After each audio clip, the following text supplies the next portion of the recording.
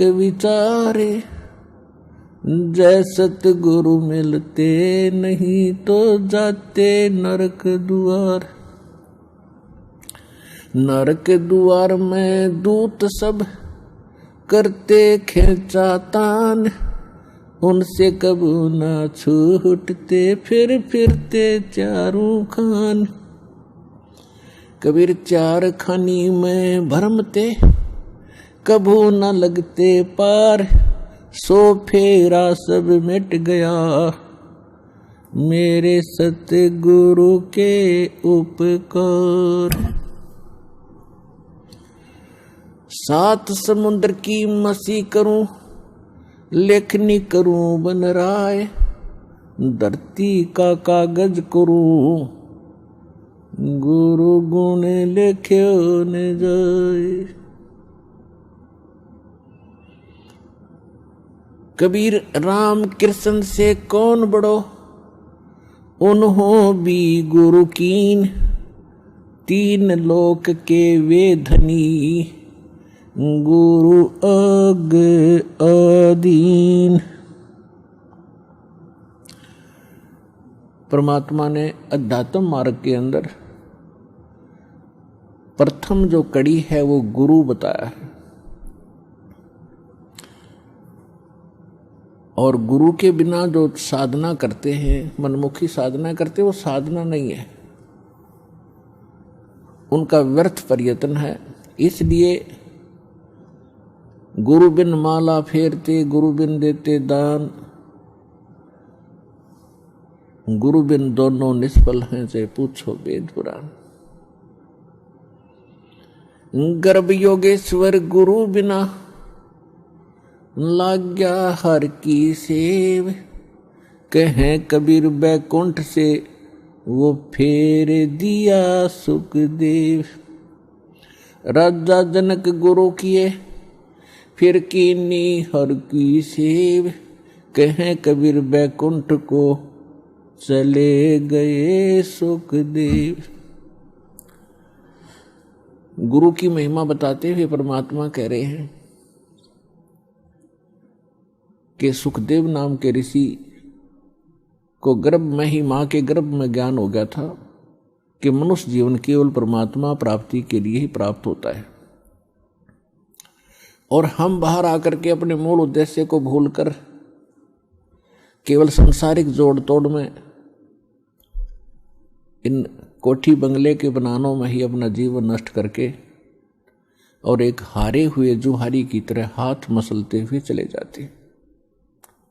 जब हम ये संसार छोड़कर चलते हैं तब हमें सब पता लग जाता है कि हमसे भारी भूल हुई है। हमने वो काम तो किया ही नहीं जो मनुष्य जीवन का करना था।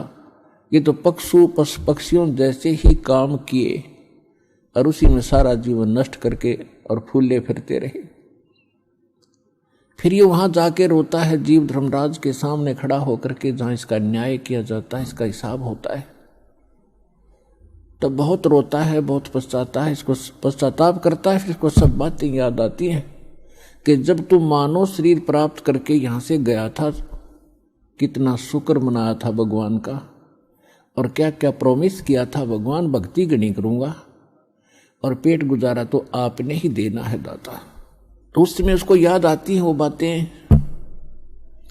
पौ फाटी पगरा भया, जागी जिया जून, सबका हो को देत है वो चोंच समाना चून। सभी प्राणियों का, जितने भी ब्रह्मांडों के अंदर जितने प्राणी हैं, सबका वो परमात्मा पालन करता है और सभी की उसको चिंता है। क्योंकि मां के गर्भ में जब ये बालक होता है उस समय ना माता सहाय कर सकती है, ना को पिता का सहयोग वहां काम कर सकता है। तो वहां पालन कौन करता आपका, वहां आपका सुरक्षा करने वाला कौन था? तो वहां भी उस परमेश्वर ने ही आपकी सुरक्षा की, आपका पोषण किया। चाहे जुगाड़ कुछ भी जोड़ा उसने, कोई तरीका बनाया, मां की नाभि से आपकी नाभि जोड़ दी। और आपका शरीर पुष्ट हुआ, और मां के गर्भ में आप बहुत दुखी होते हो। ऊपर को पैर होते हैं, नीचे को सिर होता है, और बाहर आके आप भगवान भूल जाते हो। कबीर साहब कहते हैं, दुख में सुमरण सब करे, सुख मुकुर ना कोय, जय सुख में सुमरण करो, तो दुख कहे को होए। परमात्मा याद दिलाते हैं कि जब तुम पर आपत्ति आ जाती है तब तो भगवान दिखाई देता है, और जब तक तुम्हारे पूर्व जन्म के संस्कार ठीक होते हैं, आपके पुण्य चलते हैं और आप अपने आप को सुखी महसूस करते हैं। वैसे तो यहां सुख है नहीं, हम झूठे सुख कोई सुख मान बैठे। कबीर साहब कहते हैं, झूठे सुख को सुख है ये मान रहा मन मोद, जो सकल चबीना काल का कुछ मुख में कुछ बोध। फिर भी जब तक हम सुखी महसूस करते हैं तो भगवान से कोसों दूर रहते हैं। और भगवान की पूजा कैसी करते हैं? महीने 2 महीने 6 महीने में कभी इष्ट धाम पर मत्था टेक आए, शुक्रवार मंगलवार को प्रसाद बांट दिया, किसी दिन व्रत रख लिया। और अधिक लोग वर्तमान में तो नास्तिक ही हो चुके हैं, क्योंकि समय पर टूक मिल रहा है, अच्छी व्यवस्था होगी है, शिक्षा होगी है, अच्छी पोस्ट होगी है, खूब परमात्मा ने बुद्धि दे दी, अपने बच्चों को इन्होंने ट्यूबवेल लगा लिए हैं, नहरें अच्छी बना ली हैं, बढ़िया आहार समय पर मिलने लगा। अब भगवान से कोसों दूर हो गए और भूल गए उन दुखों को। परमात्मा कहते हैं, इसे सुख के आग लगे जो भगवान ते दूर करे। परमात्मा कहते हैं, सुख के माथे पत्थर पड़ो जो नाम हृदय ते जावे, और बलिहारी व दुख के जो पल पल नाम रटावे। पुराने समय में हमारे पूर्वज बताया करते थे बुजुर्ग कि वर्षा ना होती थी, भगवान को याद किया करते थे। कोई भी दुख आता था भगवान को बैठकर याद करते थे, हमारी आपदाएं टला करती थी। और अब भगवान 100 कोस दूर हो गया, अब तो बिजली याद रहती है, बिजली ना ही ट्यूबवेल चलाऊं वो भगवान याद नहीं आता। तो परमात्मा कहते हैं, ऐसा सुख बाढ़ में पड़ो जिससे भगवान की भूल पड़े। तो सत्संग में आने से फिर हमें याद होता है कि भगवान की कितनी आवश्यकता है। तो सत्संग में आने से फिर सुखी भी भगवान की भक्ति करेंगे। यदि दुखी व्यक्ति भक्ति करते हैं तो सुख देता है परमात्मा, उसका गुण है। और यदि सुखमय ही भक्ति करते रहें तो दुख ना हो। और मूल काम मनुष्य जीवन का भक्ति ही करना था, वो हम भूल चुके थे। तो इसका ज्ञान संत और परमात्मा ही दिलाते हैं, सतगुरु दिलाते हैं। सतगुरु का बहुत अभाव हो गया, और सत्संग सुन सुन कर इंसान बहरे हो गए। इन नकली संतों के अटपट खटिन, उनको बात का पता नहीं, कोई कख इनको पास नहीं। श्रद्धालु उनके ऊपर डिवोट होकर के, समर्पित होकर के अपना जीवन नाश कर गए। इतना बिगाड़ दिया धार्मिक इस मार्ग को, अब सेट करना दास के लिए कितना कठिन हो रहा है। इतने टीवी चैनल चलते हैं, सब पर कोरी बकवाद घड़ी जाती है इन संतों के द्वारा, कख भी पता नहीं, और सब सुन सुन कर बहरे हो लिए और उनको फाइनल मान चुके। तो इसका अब धीरे धीरे निवारण होगा इस संकट का, और सभी शिक्षित है। देख रहा दास के इतना विपरीत मार्ग है समाज के और पूर्व ज्ञान के, और उसके बाद भी कितनी सफलता मिली है, क्योंकि इसमें सत्यता घनी है और सत्य को कोई मिटा नहीं सकता। वो अपना स्थान बनाया करती है, लेकिन उसकी स्पीड स्लो होती है। भले ही धीरे धीरे चलेगा, लेकिन ये सफल होगा और एक दिन पूरा विश्व इस ज्ञान को और इस भगवान को स्वीकार करेगा और उद्धार होगा, सुखी होगा।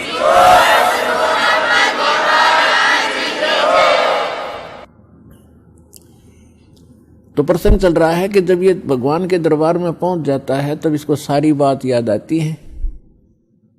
जब वहां से चला था, मनुष्य जीवन पाकर आते हैं तो सभी उसके साथी बधाई देते हैं कि मेहर होगी भगवान की तेरे पे, और भगवान ना बोलिए, घनी भक्ति करिए, पीछा छुटवा के आना के। तो वहां से हम भी बहुत खुश होते हैं कि परमात्मा अब और काम मैं नहीं करूं, आपको याद करूंगा, और आप जो मस्तिष्क में लिखा वो तो आप देते ही देते हो। ये तो विधान है भगवान का। और पेट गुजारे के लिए आवश्यक काम करूंगा, बाकी समय में आपको याद करूंगा। तो यहां आने के बाद इसको इतनी भूल गिर देता है ये काल कि ये पिछला सब भूल जाता है और नए सिरे से इसकी पढ़ाई शुरू होती है। ये तेरा चाचा या तेरी चाची, ये तेरा मामा, ये तेरा बुआ, तेरी बुआ, और इस तरह से फिर इसको पढ़ा करके ये सांसारिक ये मंत्र, माया कैसे इकट्ठी करनी चाहिए, बड़ी कोठी बना ले बड़ी इज्जत हो जाएगी, तो ये नए मंत्र सिखाए जाते हैं इसको। और जब ये सत्संग में आता है तो इसको पता चलता है कि एक काम और आवश्यक था इस मानव शरीर का, जो शुरू भी नहीं किया। तो वहां से परमात्मा के दरबार में जब ये जाता है, इसको सारी बात याद आती है और फिर ये हाथ जोड़ता है धर्मराज के सामने कि हे महाराज, एक मनुष्य जीवन और दे दो, अब के कति नहीं बोलूंगा। धर्मराज फिर उसकी पिछली हिस्ट्री चालू कर देता है। असंख्य जन्म हो गए, हमने मानव शरीर प्राप्त किया, इनमें बकवादों में खोया, और वहां जाके फिर इनमें रोया। तो वो उसकी थोड़ी सी क्लिप दिखा देता है कि ले, तू तो झूठा बहुत है, और पहले भी ऐसे प्रॉमिस तूने किए थे, एक पूरा नहीं किया। उसकी पिछली फिल्म चला देता, देख इस जन्म में मनुष्य जीवन मिला, क्या कह रहा है तू, और क्या कर रहा है जाके नीचे, और आके फिर क्या कह रहा है, एक जन्म और दे दो, फिर दूसरा, फिर तीसरा। 1 मिनट के अंदर उसको हजारों मनुष्य जन्म दिखा देता है कि गधे तू ऐसी बकवास करता है, यहां अगर तेरी समझ में आ जाती है, वहां तो सुनता नहीं, भाग यहां से। उसको गधे की योनि में ठोक दिया जाता है। तो पुण्यात्माओं, ये गॉड गिवन स्पिरिचुअल नॉलेज है। अब वो शंका भी समाप्त होगी है, कोई यूं का किसने देखा है, भगवान ने बताया करके ये। और इसमें भी कोई यूं कहे कि किसने देखा देखी जाएगी, तो वो तो नालायक आदमी, पत्थर है, इंसान नहीं, वो शैतान है। कहते हैं जब मां के गर्भ में तू रो रहा था, परमात्मा ने तेरी पुकार सुनी और ठीक ठाक तेरा शरीर बाहर कर दिया, और बाहर आके अब तू भूल गया। कहते उस समर्थ की रीज भुलाई, अब कुल कुटुंब से राता, गर्भ के अंदर बचन भरे थे, कहाँ गई वो बाता। परमात्मा कितने प्यार से समझाना चाहते हैं, भूल गए उन दिनों को। उस समर्थ की रीझ छुपाई, उस परमात्मा ने तेरे ऊपर रहम किया, खुश हुए और तेरे को मनुष्य जीवन देकर माँ के गर्भ से संकट से बाहर निकाला। नहीं तो बहुत से बच्चे गर्भ में मर जाते, माँ भी मर जाती साथ में। उसकी मेहर से ही तुम ठीक ठाक यहाँ बाहर जन्म लेते हो। और आज भूल गया उन भगवान की उन बातों को कि गर्भ के अंदर बचन भरे थे, कहाँ गई वो बातें। तो पुण्यात्मा, दुख में सुमन सब करें, सुख में करे न कोई, और जय सुख में सुमन करे तो दुख का ही कोई। तो सौभाग्य उन पुण्यात्माओं का जो यहाँ आए हैं, जिनके ऊपर कोई आपत्ति है। दास यहाँ देख रहा है कि 80% व्यक्ति भक्त श्रद्धालु केवल दुखी ही आए हैं। कोई रोग से दुखी है, कोई और अन्य शोक है उसको, या कोई अन्य प्रॉब्लम उसके ऊपर आई हुई है। तो आपके लिए वो दुख, आपके लिए वो प्रॉब्लम, आपके लिए वो रोग एक वरदान सिद्ध होगा यदि इस मार्ग पर आप डटे रहे। देखो, एक दिन में कोई वस्तु परफेक्ट नहीं होती। बच्चा जन्म लेता है, आपको खुशी होती है, धीरे धीरे बड़ा होता है, 15, 16, 20 वर्ष के बाद जाकर वो कुछ अपना धंधा करने योग्य होता है। इसी प्रकार आप बीज बोते हो। मान लीजिए आपने आम का बीज बोया, उसकी परवरिश की, देखभाल की, पौधा बना, फिर पेड़ बन गया, और पेड़ बढ़ने के बाद फिर उसका फल लगेंगे। इतने फल लगेंगे कि लदपद हो जाएगा, आप भी खा लोगे, रिश्तेदार भी छक लेंगे। ठीक इसी प्रकार आज आपको, जिनको आज मंत्र मिला है, उन्होंने आज ये सत भक्ति रूपी पौधा आपने आज बीज बोया है इसका, और इसकी सिंचाई करना यानी भक्ति करना, दान धर्म करते रहना, मर्यादा रखना, इसकी बाड़ बनाना। बाड़ बनाने का मतलब है मर्यादा रखना, नियम भंग मत करना।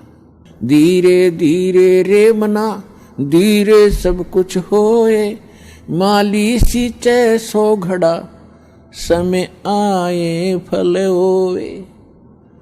जैसे माली का मतलब है जो उस प्रोसेस से परिचित, उसका विद्वान है, बाग बगीचे लाने वाला, वो बीज बोता है और उसमें सैकड़ों पानी घड़े डालता है, वाटर पानी के, और धीरे धीरे वो बड़ा होता है।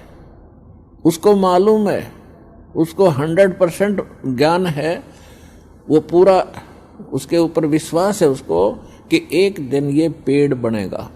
अगर मैं इसकी सुरक्षा ठीक रखूंगा, इसको रोग से बचा कर रखूंगा और बड़ा होए पाछे फिर देख